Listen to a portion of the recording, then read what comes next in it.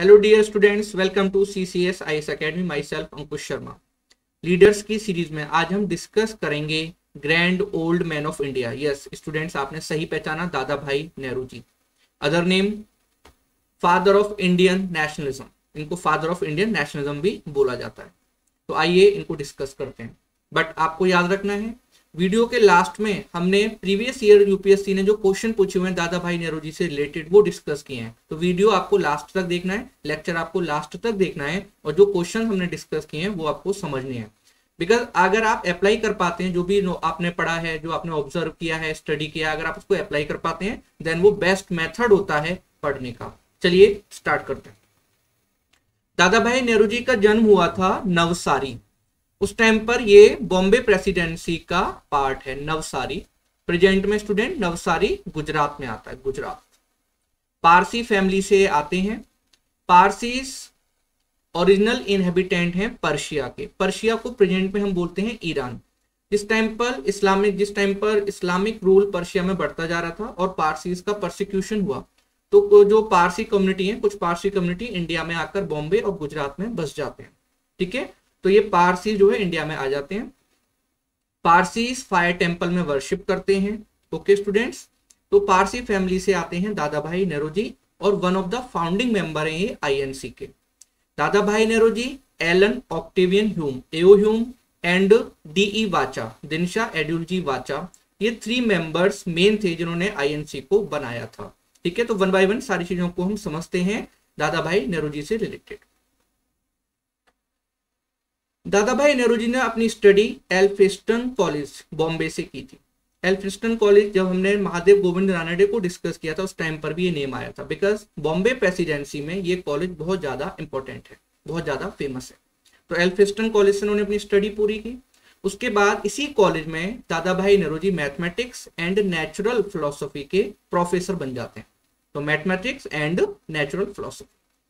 Same time पर student एक company है, उन्होंने दादा भाई नेहरू जी को प्रपोजल दिया कि आप लंदन चलिए और लंदन जाकर हमारे लिए वर्क करिए। दादा भाई नेहरू जी लंदन जाते हैं, वहां इस कंपनी के वर्क करते हैं। सेटिस्फैक्शन नहीं मिल रहा है, देन इन्होंने अपनी ओन कंपनी स्टार्ट की। कंपनी का नाम क्या है? कंपनी का नाम था दादा भाई एंड कंपनी। इसको इन्होंने स्टार्ट किया। ये कंपनी कॉटन में ट्रेडिंग करती है। यस स्टूडेंट, आपको याद रखना है किस में ट्रेडिंग करती है? कॉटन में। तो दादा भाई नेहरू जी ने अपनी जो कंपनी बनाई है 1859 में, और ये कंपनी कॉटन में ट्रेडिंग करती है। इस कंपनी को बहुत ज्यादा प्रॉफिट नहीं हो रहा है, ये भी आपको याद रखना है। देन दादा भाई नेहरू जी लंदन यूनिवर्सिटी में गुजराती लैंग्वेज के टीचर बन जाते हैं। ओके, गुजराती लैंग्वेज के प्रोफेसर या टीचर बन जाते हैं लंदन यूनिवर्सिटी में, गुजराती लैंग्वेज के टीचर। तो आपको याद रखना है, जब कॉटन में जो ट्रेड कर रही है इनकी कंपनी, उनको प्रॉफिट नहीं हो रहा है, देन ये लंदन में ही काम कर रहे हैं और स्टूडेंट ये गुजराती लैंग्वेज के टीचर बन जाते हैं। दादा भाई नेहरू जी ब्रिटिश पार्लियामेंट के मेंबर रहे हैं। ये फर्स्ट एशियन है जो ब्रिटिश पार्लियामेंट के मेंबर हैं। 1892 से लेकर 1895 तक ये MP हैं ब्रिटिश पार्लियामेंट में। लिबरल पार्टी की टिकट पर ये हाउस ऑफ कॉमन्स के मेंबर हैं। यस स्टूडेंट, आपको पार्टी का नाम याद रखना है, लिबरल पार्टी। तो लिबरल पार्टी की टिकट पर ये हाउस ऑफ कॉमन्स के मेंबर बनते हैं। ये किस कॉन्स्टिट्यूएंसी से चुनकर आए थे? इस कॉन्स्टिट्यूएंसी का नाम आपको पता होना चाहिए। कॉन्स्टिट्यूएंसी है सेंट्रल फिन्सबरी। तो इस कॉन्स्टिट्यूएंसी से दादा भाई नेहरू जी चुनकर आए हैं। ओके स्टूडेंट, और ब्रिटिश पार्लियामेंट के मेंबर हैं फ्रॉम 1892 टू 1895। क्वेश्चन आता है कि फर्स्ट एशियन है। यस स्टूडेंट, फर्स्ट एशियन का नाम हम बोल देते हैं, बट आपको थोड़ा सा एक कैच है। इंडिया के एक एंग्लो इंडियन या एंग्लो यूरोपियन इनको बोला जाता है। एंग्लो इंडियन हम बोलते हैं इनको, चलिए एंग्लो इंडियन बोलते हैं। एंग्लो इंडियन है, इनका नाम था डेविड ऑक्टरलोनी। इनका जन्म हुआ था मेरठ के पास एक जगह है Sardhana. David Ochterlony Anglo Indian है स्टूडेंट। ये फर्स्ट मेंबर हैं ब्रिटिश पार्लियामेंट के जो इंडिया को रिप्रेजेंट कर रहे हैं या एशिया को रिप्रेजेंट कर रहे हैं। ठीक है, बट अगर हम क्लियर कट ये देखें कि एक इंडियन जो ब्रिटिश पार्लियामेंट का मेंबर बन रहा है, देन दादा भाई नेहरू जी। बट अगर ये डेविड ऑक्टरलोनी UPSC आपसे पूछ लेता है तो ये भी ब्रिटिश पार्लियामेंट के मेंबर हैं और ये एंग्लो इंडियन है। इनका जन्म मेरठ के पास एक जगह है सरधना, वहां हुआ था। ओके, आगे बढ़ते हैं स्टूडेंट्स। दादा भाई नेहरू जी कुछ एसोसिएशंस बुक्स एंड न्यूज़पेपर से रिलेटेड रहे हैं। फर्स्ट एसोसिएशन को हम देखते हैं। फर्स्ट एसोसिएशन है रहनुमाई माजदायसनन सभा। 1851 में ये एसोसिएशन बनती है। नाम देखिए फिर से, रहनुमाई माजदायसनन सभा, Parsi reform association. Okay, Parsi reform association 1851 में ये बन रही है। इसके फाउंडर हैं दादा भाई नेहरू एंड सेकंड लीडर जो इसके फाउंडर हैं वो थे नेहरूजी फरदोन जी। नेहरूजी फरदोन। तो ये एसोसिएशन बनती है। पारसी रिलीजन जो इस टाइम पर थोड़ा डीजनरेट हो रहा है तो उसको रीजनरेट करना था, ये इसका ऑब्जेक्टिव है इस एसोसिएशन का, रहनुमाई माजदायसनन सभा। सेकेंड एसोसिएशन, इस एसोसिएशन का नाम है London east India society 1865 and second association है ईस्ट इंडिया एसोसिएशन।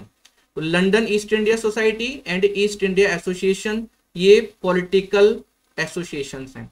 इन दोनों एसोसिएशंस का जो ऑब्जेक्टिव है वो है स्टूडेंट, जो लंदन की पब्लिक है, ब्रिटेन की पब्लिक है, उसको बताना है इंडिया में जो इंडियंस हैं उनके साथ किस टाइप की प्रॉब्लम्स हैं, उनकी क्या ग्रीवेंसेस हैं। तो एक अवेयरनेस कैंपेन ये एसोसिएशंस चलाती हैं लंदन में, जिससे ब्रिटेन की पब्लिक को एक्चुअल कंडीशन इंडियंस की पता चल सके। ठीक है, तो एक अवेयरनेस कैंपेन चला रही हैं ये एसोसिएशन, फंड भी रेज करती हैं और इनकी कुछ ब्रांचेस इंडिया में भी ओपन होती हैं। तो इस टाइप से आप देखेंगे इंडियंस को क्या प्रॉब्लम्स हैं, क्या ग्रीवेंसेस हैं, वो ये ब्रिटिश पब्लिक को बताते हैं दादा भाई नेहरू जी। तो ये बहुत अच्छा काम कर रहे हैं इस टाइम पर। ओके, बाद में हम देखते हैं इंडियन नेशनल कांग्रेस के one of the founding member हैं। 3 इंडियंस ने मेन रोल प्ले किया था आईएनसी के लिए। फर्स्ट इंडियन है जिसमें से हम नाम लेंगे दादा भाई नेहरू जी का, दादा भाई नेहरू जी। सेकंड है डीई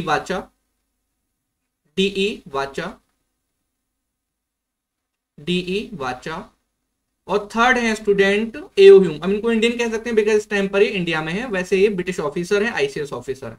एओ Hume, Allan Octavian Hume, retired ICS officer. ये 3 लीडर्स हैं जिनका मेन रोल रहा है आईएनसी को फॉर्म करने में। ओके, आगे बढ़ते हैं। दादा भाई नेहरू जी स्टूडेंट्स, इनका एक न्यूज़पेपर था बहुत फेमस जिसका नाम था राष्ट्र गुफ्तार। मीनिंग ऑफ राष्ट्र गुफ्तार, ट्रुथ टेलर। ये न्यूज़पेपर इन्होंने स्टार्ट किया है। और दूसरा न्यूज़पेपर है वॉइस ऑफ इंडिया।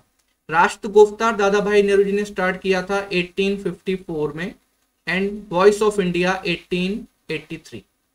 तो 2 न्यूज़पेपर्स हैं बहुत फेमस, राष्ट्र गुफ्तार एंड वॉइस ऑफ इंडिया। दादा भाई नेहरू जी की कुछ बुक्स भी हैं, वो हम लास्ट में डिस्कस करने वाले हैं, जिनकी इसमें से एक फेमस बुक है इनकी, जो बुक्स इन्होंने लिखी हैं उनमें से एक फेमस बुक है poverty and un British rule in India. वो हम अभी डिस्कस करेंगे जब हम समझेंगे ड्रेन ऑफ वेल्थ थ्योरी को, उस टाइम पर हम इसको डिस्कस करेंगे। तो ये जो एसोसिएशन है, न्यूज़पेपर्स हैं, इनको फिर से एक बार देख लीजिए। रहनुमाई माजदायसनन सभा 1851, London Indian society 1865, east India association 1866। दोनों पॉलिटिकल एसोसिएशन हैं, दोनों का ऑब्जेक्टिव है इंडिया में जो ग्रीवेंसेस हैं, इंडियंस को जो प्रॉब्लम्स हैं, तो उन प्रॉब्लम्स को ब्रिटिश पब्लिक को बताना, लंदन की पब्लिक को बताना। इंडियन नेशनल कांग्रेस के फाउंडिंग मेंबर हैं। राष्ट्र गुफ्तार इनका फेमस न्यूज़पेपर है, इसका मतलब है ट्रुथ टेलर। और दूसरा न्यूज़पेपर जो है स्टूडेंट उसका नाम है वॉइस ऑफ इंडिया। आगे बढ़ते हैं। One of the founding member, अब हम ये डिस्कस करने वाले हैं दादा भाई नेहरू जी कांग्रेस के प्रेसिडेंट कब कब बने। ओके, तो फर्स्ट देखिए स्टूडेंट, दादा भाई नेहरू जी कांग्रेस के प्रेसिडेंट बने हैं 1886 में। ये सेशन कहाँ हुआ था? ये सेशन हुआ था कैलकाटा में। सेकेंड टाइम दादा भाई नेहरू जी 1893 में लाहौर सेशन होता है कांग्रेस का, वहां पर प्रेसिडेंट बनते हैं। और थर्ड टाइम 1906 में कैलकाटा में अगेन सेशन होता है, उसमें दादा भाई नेहरू जी प्रेसिडेंट बनते हैं। कैलकाटा का जो सेशन 1906 का, ये बहुत ज्यादा इंपॉर्टेंट है। उससे पहले कांग्रेस के जो सेशंस हुए स्टार्टिंग में, वो थोड़ा सा डिस्कस करते हैं। फर्स्ट सेशन बॉम्बे में हुआ था, जो वेन्यू था उसका नाम था गोकुलदास तेजपाल संस्कृत कॉलेज। 1885 में कांग्रेस का एक सेशन होता है और कांग्रेस को बनाया गया था इसी सेशन में। इसके प्रेसिडेंट रहे हैं डब्ल्यू.सी. बैनर्जी।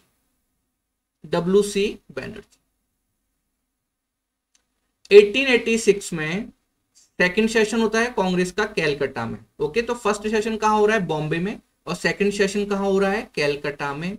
इस कैलकाटा सेशन को प्रिसाइड करते हैं दादा भाई नेहरू जी। थर्ड सेशन जो हुआ है कांग्रेस का, ये हुआ था 1887 में, और ये सेशन हुआ था मद्रास में, प्रिसाइडेड बाय बदरुद्दीन तैयब जी। मद्रास में सेशन हुआ है, किसने प्रिसाइड किया था? बदरुद्दीन तैयब जी। बदरुद्दीन ये फर्स्ट मुस्लिम प्रेसिडेंट हैं आईएनसी के।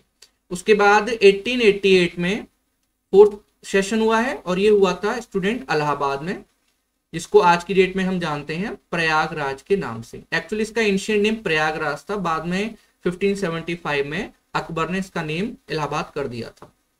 ठीक है, तो फिर से अभी जो गवर्नमेंट है यूपी की, उसने इसको चेंज करके प्रयागराज कर दिया। तो 1888 में इसका सेशन हुआ है कांग्रेस का इलाहाबाद में, और इसके प्रेसिडेंट थे जॉर्ज यूल। यस, अब देखिए, first president WC. Banerjee was a Hindu, second president Dadabhai Nehru ji was a Parsi, third president Badruddin Tyabji was a Muslim, and fourth president George Yule was a Christian. तो आप देखेंगे स्टूडेंट्स, कांग्रेस एक सेकुलर पार्टी है, तो starting में जो प्रेसिडेंट हैं वो सारे के सारे प्रेसिडेंट अलग अलग कम्युनिटी से आ रहे हैं, और कांग्रेस के सेशंस भी अलग अलग डायरेक्शन में, अलग अलग प्रेसिडेंसी एरिया में या इंपॉर्टेंट टाउन्स और सिटीज में हो रहे हैं। ठीक है, आगे बढ़ते हैं। नेक्स्ट हम डिस्कस करते हैं 1906 का कैलकाटा सेशन। जब भी आप हिस्ट्री को पढ़ रहे हैं तो आपको चीजों को कोरिलेट करना है, तो आप समझिए आगे क्या होता है। इस टाइम पर बंगाल का फेमस एंटी पार्टीशन मूवमेंट चल रहा है, जिसको हम स्वदेशी मूवमेंट भी बोलते हैं। तो स्टूडेंट, ये सेशन हुआ था स्वदेशी मूवमेंट के टाइम पर, और आप प्लेस देखिए कैलकाटा। स्वदेशी मूवमेंट मेन कहाँ स्टार्ट हुआ है? बंगाल में। और कहाँ वो चला है आपका? बंगाल में। पब्लिक जो उसको सपोर्ट करती है स्वदेशी मूवमेंट को, कहाँ से आती है? मेन बंगाल से। अदर एरियाज में स्वदेशी मूवमेंट पहुंचा था, बट उसके अदर फैक्टर्स थे। ठीक है, वो हम बाद में डिस्कस करेंगे। तो यहाँ पर स्वदेशी मूवमेंट चल रहा है। स्वदेशी मूवमेंट के टाइम पर जो एक्सट्रीमिस्ट लीडर्स हैं, लाला लाजपत राय, बाल गंगाधर तिलक, बिपिन चंद्र पाल, अरबिंदो घोष, इनकी पावर बढ़ रही थी। इस टाइम पर मॉडरेट्स परेशान थे, और एक्सट्रीमिस्ट जो हैं उनकी पावर जब बढ़ती जा रही है तो उनमें एक अलग ही कॉन्फिडेंस आ गया था। इस टाइम पर जब ये सेशन होना है तो एक्सट्रीमिस्ट ये चाहते थे कि उनके ग्रुप से, मतलब एक्सट्रीमिस्ट ग्रुप से कोई मेंबर होना चाहिए जो प्रेसिडेंट बनेगा। सेकंड, मॉडरेट चाहते थे कि उनके ग्रुप का ही मेंबर प्रेसिडेंट बनना चाहिए। देन मॉडरेट्स ने दादा भाई नेहरू जी का नाम जो है वो आगे कर दिया। दादा भाई नेहरू जी को दोनों ग्रुप, एक्सट्रीमिस्ट एंड मॉडरेट, दोनों इक्वली रेस्पेक्ट करते हैं। दैट्स वाई स्टूडेंट, जब दादा भाई नेहरू जी का नाम आगे आता है प्रेसिडेंटशिप के लिए, तो जो हमारे एक्सट्रीमिस्ट लीडर्स हैं वो अपने ग्रुप से किसी को भी नॉमिनेट नहीं करते हैं।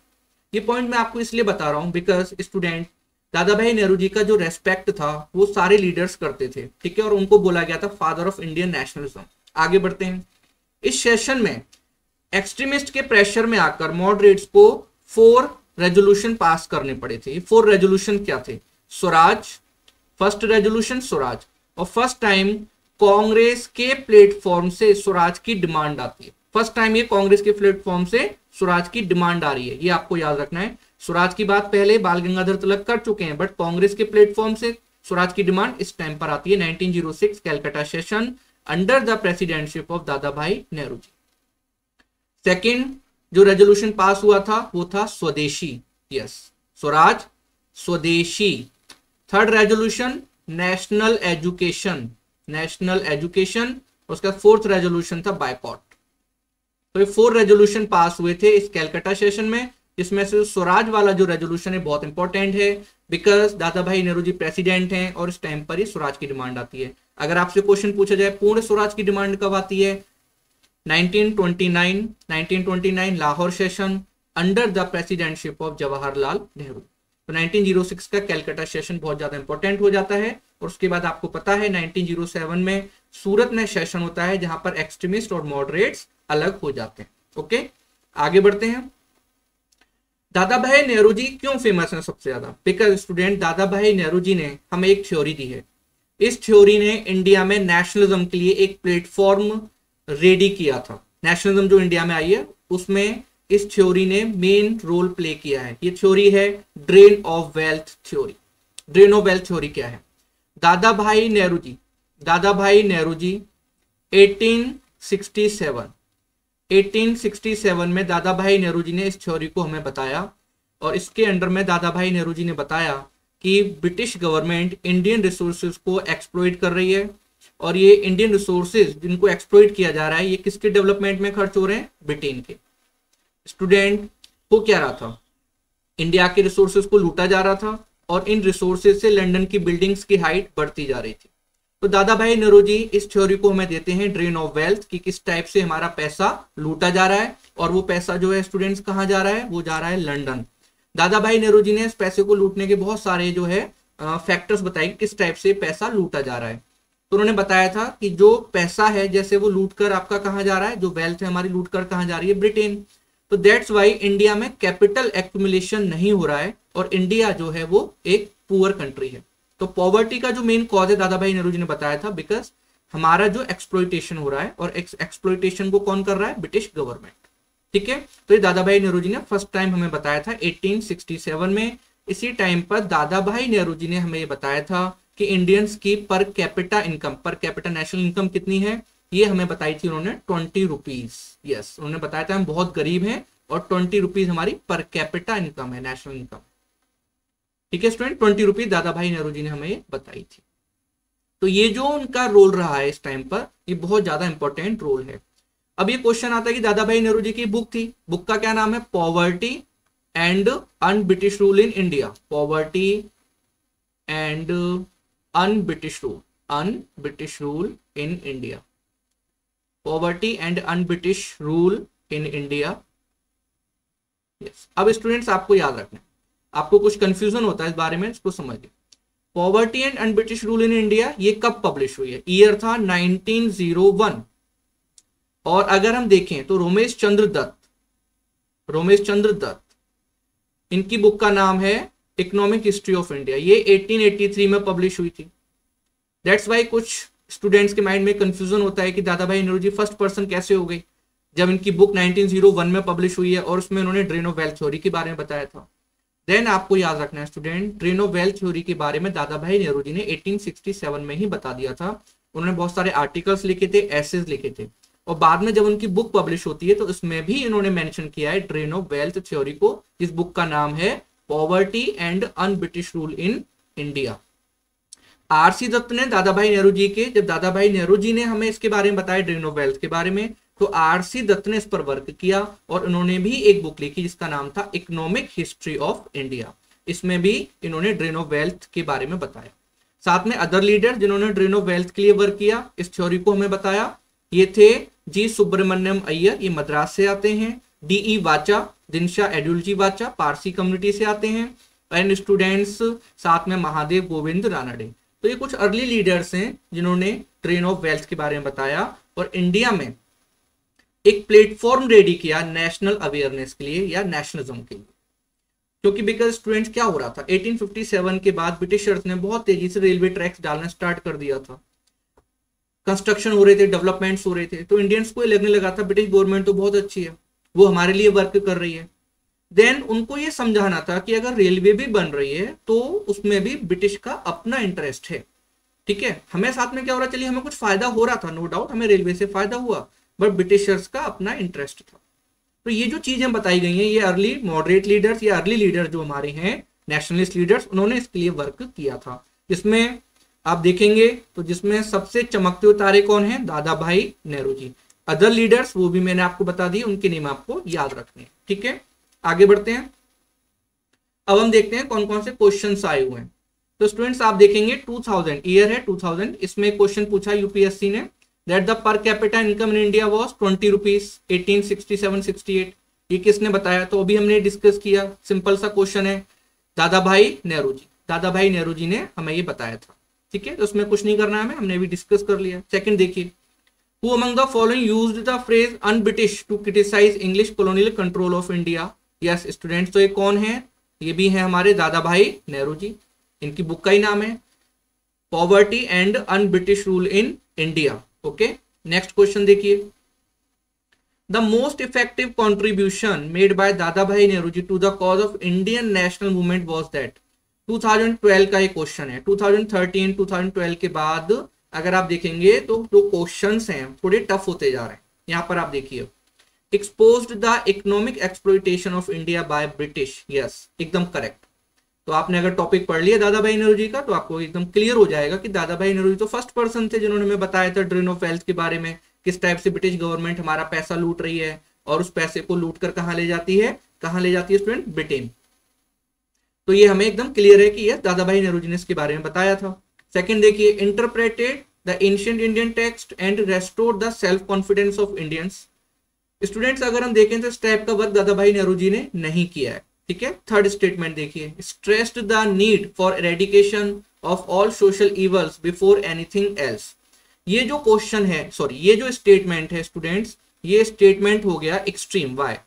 अब इस स्टेटमेंट को देखिए और आपको याद भी रखना है, इस टाइप के जो स्टेटमेंट होते हैं वो गलत हो जाते हैं, ठीक है, 90% तक गलत होते हैं।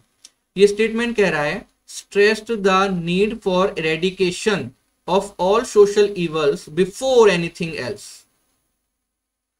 No doubt Dadabhai Nehru जी ने वर्क किया है सोशल अपलिफ्टमेंट के लिए। फॉर एग्जांपल उन्होंने विमेन एम्पावरमेंट के लिए स्टूडेंट एजुकेशन की बात कही थी, ठीक है। उन्होंने पारसी कम्युनिटी में जो डी जनरेशन हो रहा है उसको जो है उन्होंने बोला था कि गलत हो रहा है और मैं पारसी कम्युनिटी को दोबारा से रीजनरेशन की तरफ ले जाना होगा, तो उन्होंने पारसी कम्युनिटी के लिए भी वर्क किया है। बट अगर हम देखें कि क्या उन्होंने ये बोला है कि सबसे पहले हमें केवल सोशल इवल्स को खत्म करना है और कुछ भी नहीं करना है, तो ये ऐसा नहीं है, इसलिए ये स्टेटमेंट गलत हो जाएगा, एक्सट्रीम स्टेटमेंट है, गलत हो जाएगा। एक पॉइंट आपको याद रखना है स्टूडेंट, दादा भाई नेहरू जी ने कभी भी अनटचेबिलिटी का जो इशू है वो रेज नहीं किया था, ओके, ये पॉइंट आपको याद रखना है। तो आगे बढ़ते हैं, अब हम देखेंगे कौन से स्टेटमेंट करेक्ट हैं स्टूडेंट। तो आप देखेंगे फर्स्ट जो स्टेटमेंट है वो ठीक है, सेकंड और थर्ड गलत हैं, तो आंसर इसमें क्या होगा, वन ओनली, ए। तो ये क्वेश्चंस यूपीएससी ने पूछे हुए, इस टाइप के क्वेश्चन यूपीएससी पूछ रहा है। और 2012 और 13 के बाद जो अभी हमारा जो प्रीलिम्स का पेपर हो रहा है उसमें क्वेश्चन सिंपल नहीं आएंगे, थोड़े टफ क्वेश्चंस आएंगे, तो उसके लिए भी आपको रेडी रहना है।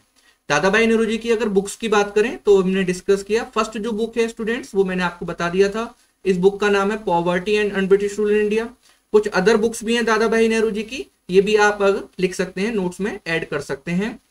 तो नेक्स्ट एक बुक है दादा भाई नेहरू जी की, ये भी बहुत फेमस है, the Parsi religion, okay, the Parsi religion, Parsi religion. और उसके बाद अगर हम नेक्स्ट बुक की बात करें तो वो बुक है the wants and means of India, yes, the wants and means of India, means of India. कुछ स्टूडेंट्स की डिमांड आई थी कि sir drain of wealth theory के ऊपर एक लेक्चर बना दीजिए, एक लेक्चर दीजिए, तो स्टूडेंट्स उसके लिए अलग से हम एक लेक्चर तैयार करेंगे, उसमें आप ड्रेन ऑफ वेल्थ को अच्छे से समझेंगे। तो दादा भाई नेहरू जी की जो बुक्स हैं फिर से एक बार देख लीजिए, poverty and un British rule in India, the Parsi religion, the wants and means of India, okay students. तो ये थे हमारे दादा भाई नेहरू जी। होप आपको ये वीडियो लेक्चर अच्छा लगा होगा, इसको एक बार लाइक कर देना स्टूडेंट्स। अगर आपने अभी तक यूट्यूब चैनल को सब्सक्राइब नहीं किया है तो जल्दी से कर लीजिए, क्योंकि अब जो नेक्स्ट हमारे कुछ लीडर्स आने वाले हैं ये बहुत ज्यादा इंपॉर्टेंट होने वाले हैं। फॉर एग्जांपल बाल गंगाधर तिलक, लाला लाजपत राय जी, इनको हम डिस्कस करेंगे। Okay students, okay bye, thank you.